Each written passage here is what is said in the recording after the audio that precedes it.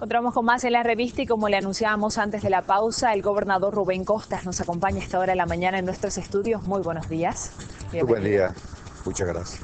Bueno, son varios los temas que queremos tocar ahora en esta entrevista y vamos a comenzar con lo sucedido este pasado fin de semana en Tarija, porque usted fue proclamado en Tarija precisamente como abanderado de la oposición boliviana. ¿Eso quiere decir que usted será candidato a la presidencia del Estado en las elecciones de diciembre del 2014? No, no necesariamente.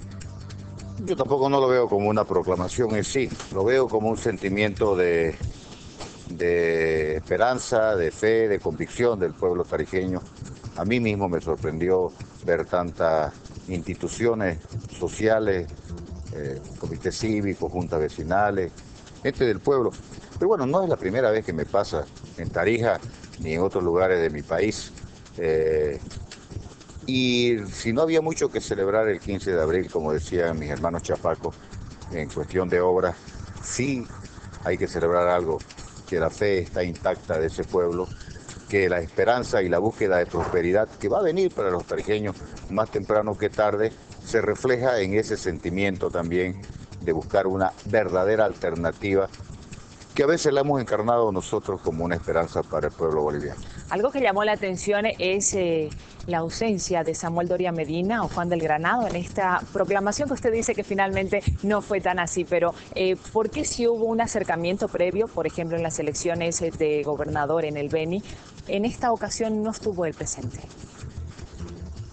Hay algo que está sucediendo y que es muy interesante, y hay una mala lectura de algunos analistas cuando hablan que la oposición está disgregada y no ven en el fondo lo que está sucediendo en el país. Muchas veces nos dicen, ¿por qué no hacen una primaria?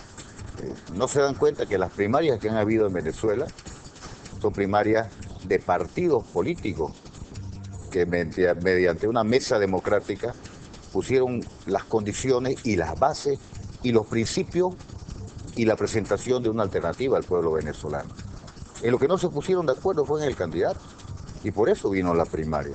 Para vencer a un gobierno autoritario, totalitario, la única forma es buscar una alianza, una concertación, pero de estructura partidaria política.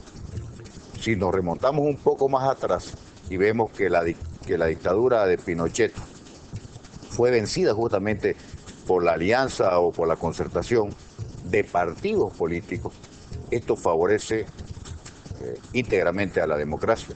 Y un poco lo que está viendo aquí, yo me adelanté a decirlo, para que se den cuenta, es que está viendo una primaria a la boliviana. ¿Y por qué Unidad Nacional de Samuel no puede conformarse de una vez por todas en una estructura política partidaria, que en eso está trabajando Samuel desde hace muchos años? ¿Por qué no podemos darle lugar a que partidos históricos, partidos que, como está sucediendo en este momento en Latinoamérica, el PRI, que ha vuelto al poder, los colorados que posiblemente vayan a hacer gobierno en el Paraguay, de un MNR, por ejemplo, acá, que pueda reeditarse? No podemos ser egoístas en política y tenemos que ser precisos.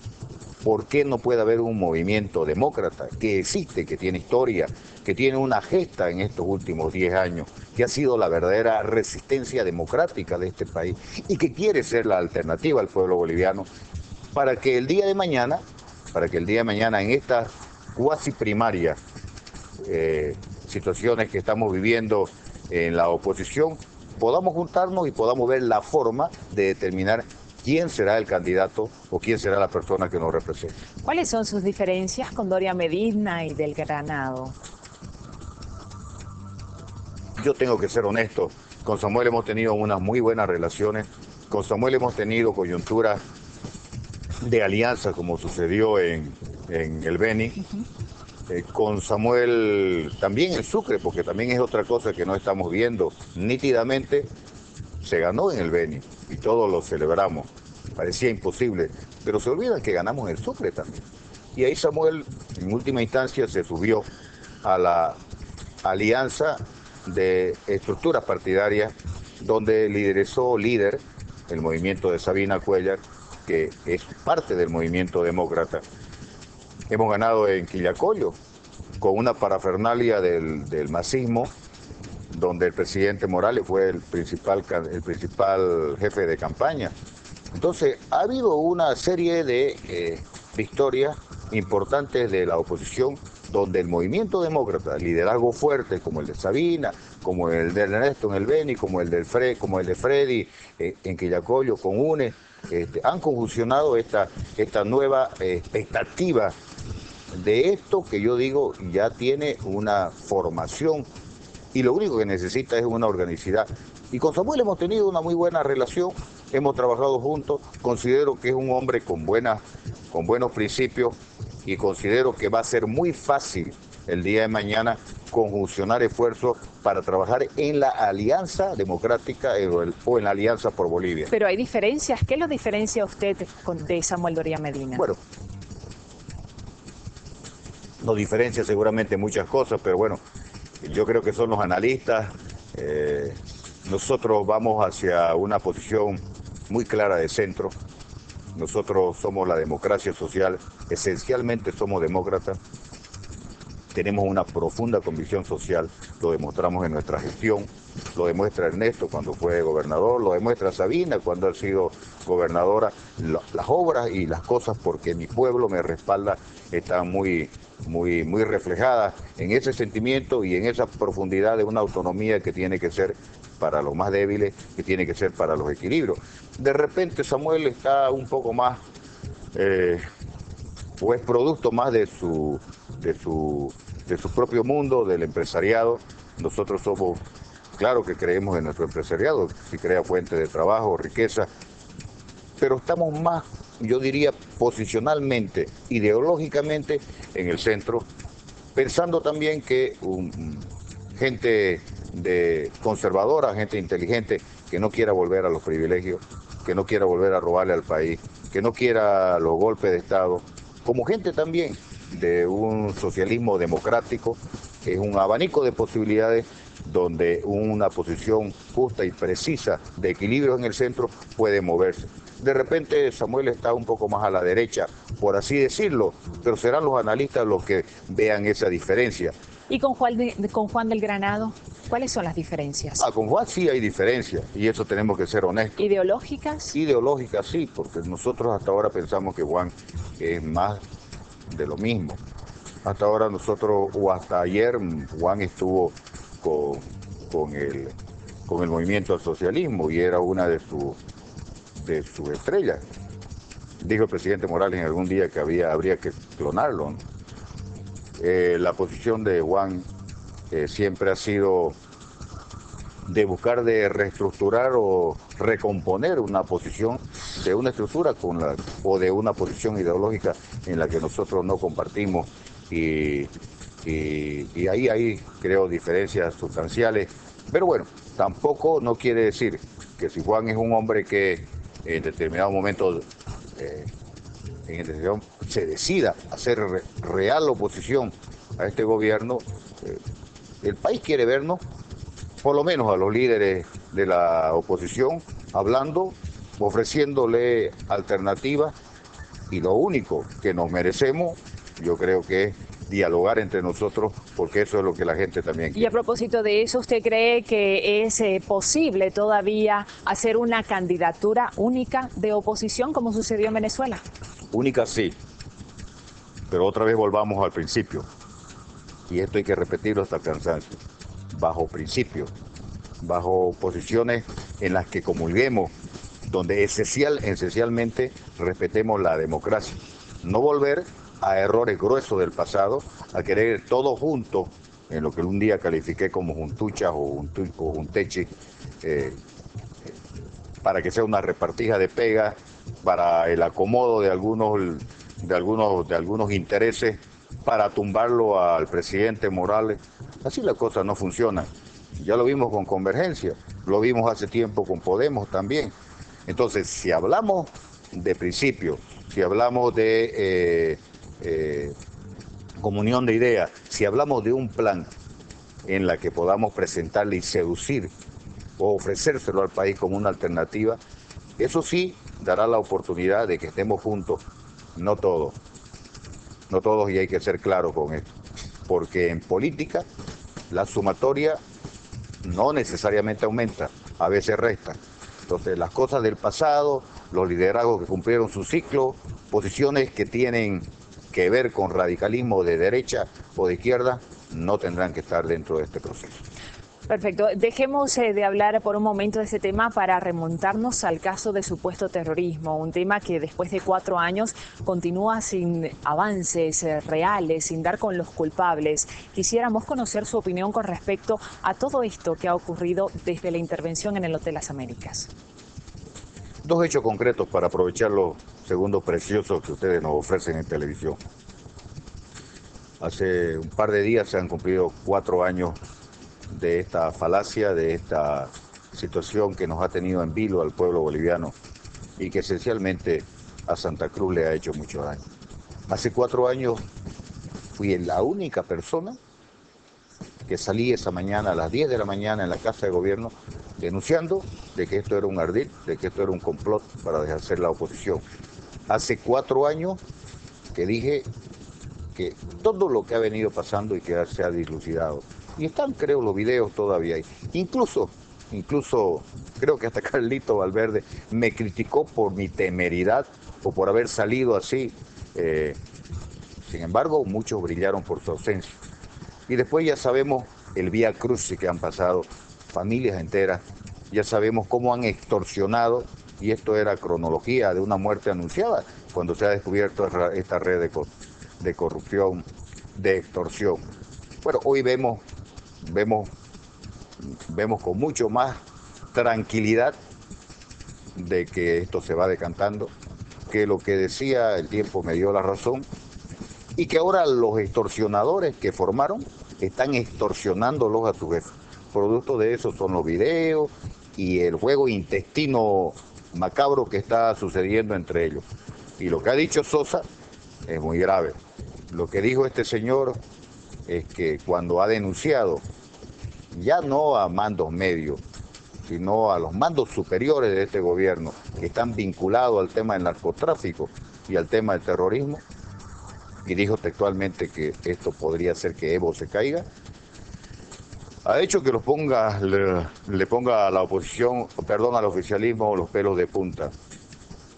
Y yo creo que mucho tiene que ver toda esta situación de buscar cortinas de humo, de exacerbar ánimos en muchas cosas, porque no puede ser tan estúpido el gobierno para cometer errores tan gruesos como el de Oruro, o por último provocar hasta con Messi, por así decirlo, ¿no es verdad?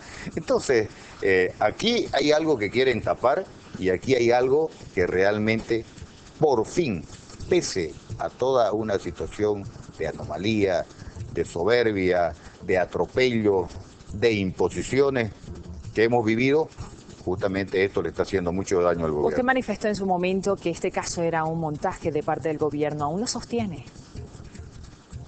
Los hechos lo están demostrando. Esto ya se cayó. Lo van a sostener, obviamente, y van a buscar de otras alternativas, porque es preciso y es claro la situación. Lo han buscado, pero remontémonos un poco. ¿Acaso no hicieron lo propio con la ley Marcos para descabezar a la oposición? Y el tiempo nos dio la razón, y la sentencia del Tribunal Constitucional ha sido muy clara. Y remontémonos un poco más atrás. ¿Acaso no siempre fue el tole-tole de que esto era un golpe cívico prefectural y se inventaron cuando hubo una reacción de los pueblos con la toma de instituciones de que esto era un golpe de Estado? ¿O acaso cuando subió el presidente Morales en el Chapare con sus homólogos cubanos, venezolanos, no denunció ese complot de la derecha y toda la historia que siempre hay, los pinches del imperialismo y toda la partitura que usaba el presidente Chávez para decir y para denunciar toda esta situación? Y una cosa que la gente se olvida, ¿acaso el presidente Morales no dijo una vez que había tenido que ponerse chaleco antibala porque aquí Rubén Costa lo iba a hacer asesinar? A un periódico como Le Monde en París, que un argentino se le ocurrió traducirlo y salió en otro periódico, y por eso nos enteramos. Fíjense cómo han ido posicionando esta situación a nivel internacional. Yo tuve, sí, el valor civil de pedirle al presidente una respuesta a esta situación, y me dio una audiencia y se aclaró esta situación, porque son hechos que han venido armándose para descabezar la oposición y para lograr el control absoluto. Gobernador, su perfil político es principalmente crítico al gobierno nacional. Tomando en cuenta esta característica, ¿cómo es el recibimiento que usted tiene en el interior del país, en La Paz, en Oruro, en Potosí? Ustedes lo han visto, no se refleja mucho. En Oruro fue extraordinario lo que me pasó en el carnaval. Caminar 7, 10 cuadras por entre medio de las fraternidades sin ningún tipo de guardaespaldas y un público, gente que me aplaudía, que me daba ánimo, que me apoyaba. Lo que pasó en Quillacollo, que tardé 3 horas en llegar al montículo de la Virgen, de gente de fe, gente de pueblo y de todas partes de Bolivia. Yo creo que tengo que ser muy claro también. Yo creo que tengo un gran apoyo y una gran credibilidad en el oriente, llámese Santa Cruz, Beni, Pando, un gran cariño y credibilidad en Tarija, en Sucre, en Cochabamba, y creo que hay un gran respeto en el occidente. Yo lo he dicho en este programa y en muchas ocasiones, yo tengo que agradecerle a mi país, porque la vez que he ido nunca, ni en Oruro, ni en Potosí, ni en La Paz, y en ningún lugar he visto un gesto adulto o una búsqueda de agredirme verbalmente. Y lo único que he encontrado ha sido apoyo, y lo único que he encontrado ha sido decirme, vamos Rubén, siga adelante, usted es una esperanza para el pueblo boliviano. Y de ahí viene también en gran medida mi compromiso con mi tierra, con mi país. ¿Y esto lo llevaría a ser tal vez el candidato del consenso de la oposición, tomando en cuenta los niveles de aceptación que usted asegura tener en el interior del país? ¿Sería la alternativa? Hoy por hoy no basta. Si algo debemos tener los políticos es precisión y no tener ningún tipo de soberbia, ni mentirle al pueblo, porque la mentira en un rato en el siglo XXI se descubre. Hoy por hoy no basta, porque tenemos que con el movimiento demócrata subir hacia el resto del país, y eso es una realidad. Pero yo, sin ser candidato, sin haber dicho que voy a terciar, en muchas encuestas salgo mejor posicionado que cualquier líder de la oposición. Pero aquí hay que decir algo que es vital para este trabajo.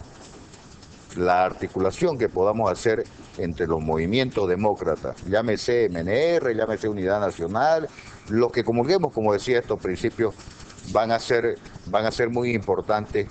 Y creo que estas primarias a la boliviana, que fortalecerán, y en eso se beneficia la democracia y la oposición, movimientos como los nuestros, como los de la oposición, en algún momento o alternativamente estamos construyendo una alianza por Bolivia, que seguramente en 2014 definirá mediante una encuesta internacional, mediante alguna situación de esa en la que nos pondremos de acuerdo en esa mesa democrática, quiénes serán los candidatos que tendrán que balotarse, que tendrán que evaluar. Y ahí tenemos que hacer lo que ha hecho el pueblo venezolano, y ahí tendremos que hacer lo que ha hecho el pueblo chileno. Gobernador, va a disculpar que lo interrumpa, hemos querido traerle un desayunito. Bienvenido, ¿cómo le va?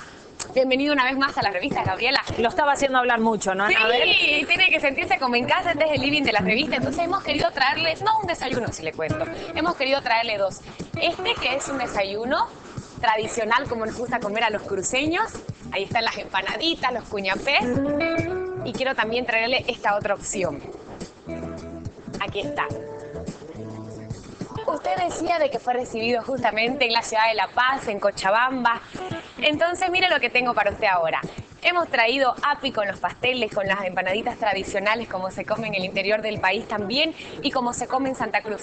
A través de la gastronomía también es una forma de unir al país, gobernador, y hemos querido traérselo a usted. Lo ha dicho, y es verdad.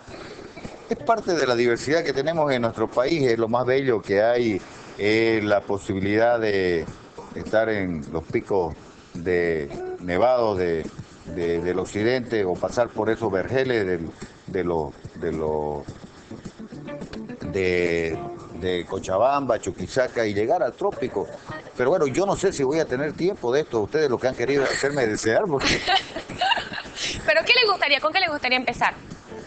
A mí me gustaría empezar con con un poquito de chicha y claro, soy como decimos los cambas, panada para los tamales, así que voy a empezar abriendo uno de... Bueno, mientras usted disfruta, quisiéramos que aproveche las cámaras y dé un mensaje final a toda la población que lo está viendo a esta hora de la mañana. ¿Cuál puede ser el mensaje? El mensaje puede ser el que me han dado en Tarija, el mensaje puede ser la expectativa que hay en Sucre a esta visita, que vamos a estar juntos otra vez, los liderazgos del movimiento demócrata. Y quiero sí decir y permítame que pueda, esto no es un movimiento hecho para que haya un caudillo, esto no es un movimiento para que vaya Rubén a la candidatura del movimiento demócrata. El país necesita liderazgo fuerte, pero no caudillismo. Si no, vemos ya lo que pasa con Venezuela. Entonces, para redondear la última pregunta, cuando hablamos de quién va a ser el que va a encabezar o va a ser el candidato, bueno, eso saldrá de esa confusión, que no necesariamente tiene que ser Samuel, no necesariamente tiene que ser de Granado, o no necesariamente tiene que ser Rubén.